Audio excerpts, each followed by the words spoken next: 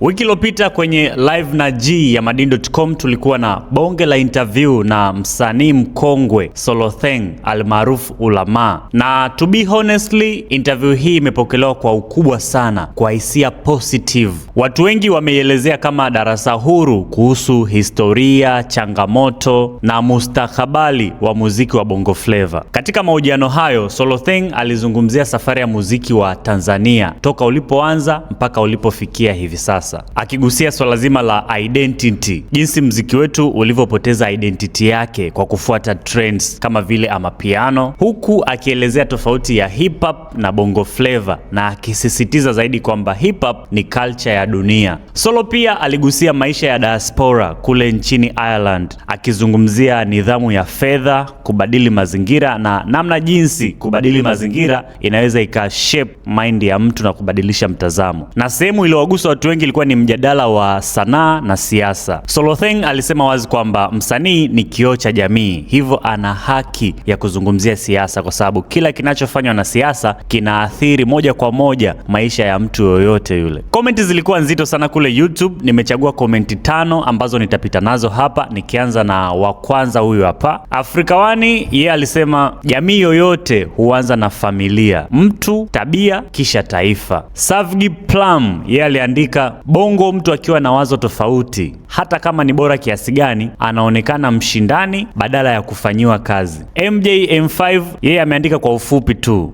diaspora ni shule. Wakati Bruno yeye aliamua kusema Solotheng na Jmo ni wasanii pekee wenye uwezo mkubwa sana, lakini walikuwa wanachukuliwa poa. Na Tumaini Amani yeye ameandika kwamba usanii na uongeleaji wa siasa vinaendana pamoja. Msanii ni kioo cha jamii. Hiyo ndio ilikuwa komenti yangu ya mwisho leo, lakini big shout out kwa watu 10 wa mwanzo walio comment na wa mention hapa chap chap. Amiri Saidi, big shout out to you. Ali Futo, Munil Sunil, Savgi Plums, Nemlove, Ramadhani Saidi, Michael Ngothi, Jovin Method na Lau Mlimbila. Kama bado hujatizama interview hiyo, nenda YouTube nao, iko pale. Na leo tena kwenye live na G, naamini umejifunza kitu kipya. So safari yetu ni kama kawaida, haiishii hapa. Tunaenda YouTube kumalizia kwa mijadala mizito. So kipindi kikiisha tu saa 10 video ina upload YouTube, fanya kwenda kule